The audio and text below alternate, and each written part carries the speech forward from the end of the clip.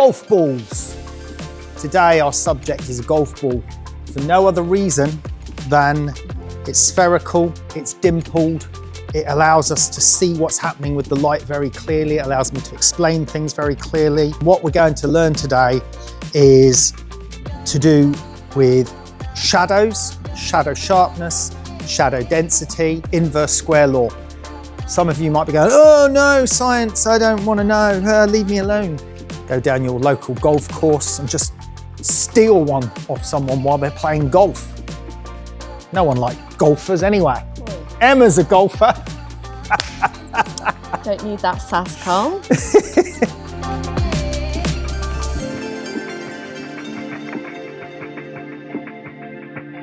These are the possible badges that you can earn for this project. This question dumbfounds me every time I hear it. Guessed. I just guess from experience. Who cares? I just literally, this is why I never get into this thing about you must use a light meter, because who cares? I just move the light and I go, oh, I'm going to turn it up a bit and see what happens. The next thing is shadow density, which is absolutely super, super important. Feel the emotion that that shot is telling you compared to the emotion that shot is telling you.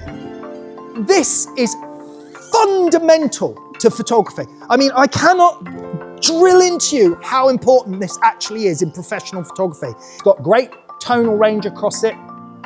Absolutely crucial to control in photography, in really, really fine art photography, product photography, exquisite portrait photography, fashion photography. So what I'd like to see in your final results is a well-exposed image of a white ball on a white surface with a light shadow without the ball being overexposed.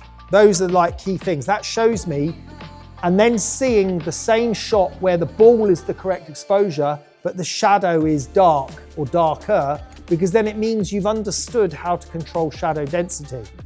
And then, for example, if you wanted to demonstrate,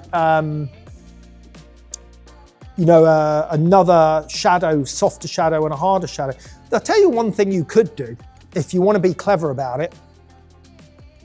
You can submit 3 shots, right? But I really don't mind if you crop your shot like that and then have 2 shots side by side in one photo. Because you could put that shot alongside another shot the same, because I'm not interested in seeing the whole area. I'm only interested in seeing the shadow and the golf ball.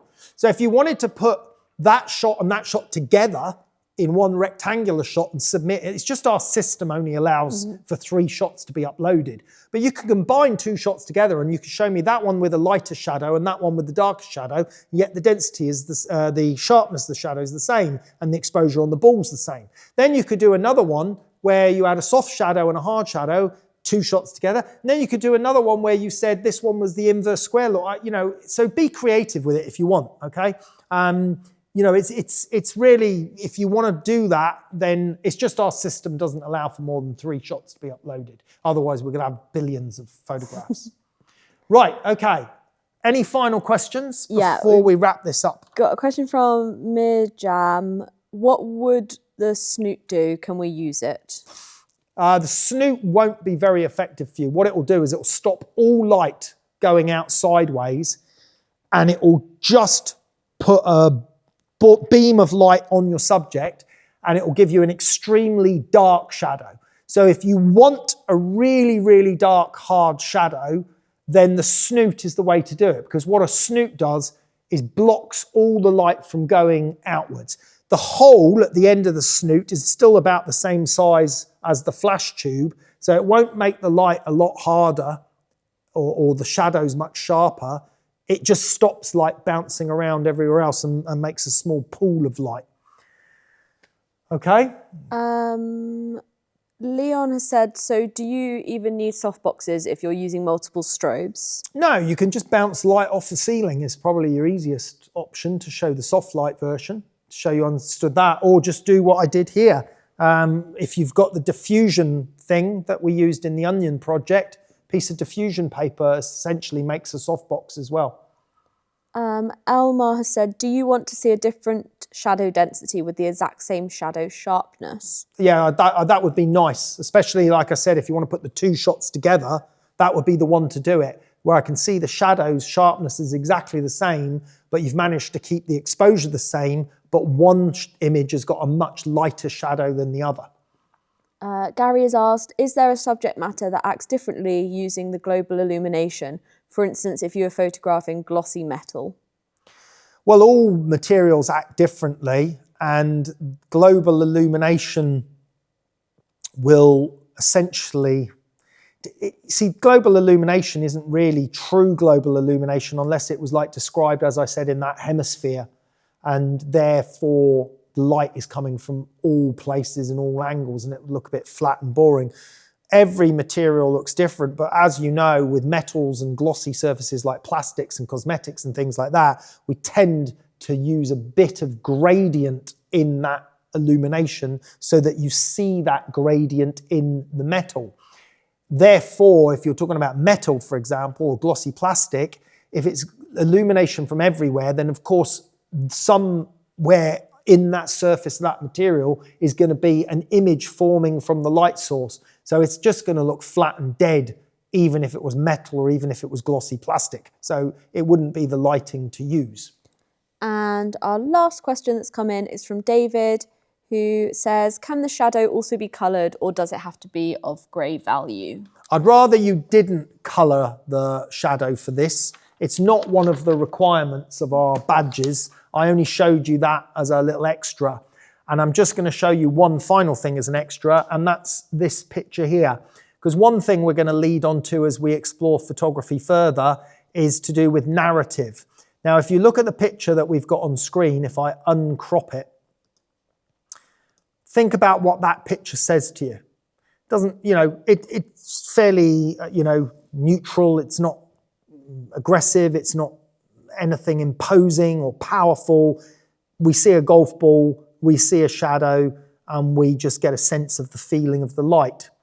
But if we take exactly the same subject, exactly the same golf ball, the same golf tee, and we do something different, the narrative changes dramatically. Now, this isn't something for this project at all. This is just something for a future project, but we'll probably do it with a different... We don't want to do a golf ball over and over again, but I just wanted to show you how powerful photography can be when you understand lighting and you can control lighting, because that's a white background, but it's using inverse square law to make that background dark grey. And camera position and angle of view is changing the superiority and the impression of power from that golf ball and that golf tee compared to that shot. That doesn't look like a powerful, imposing figure.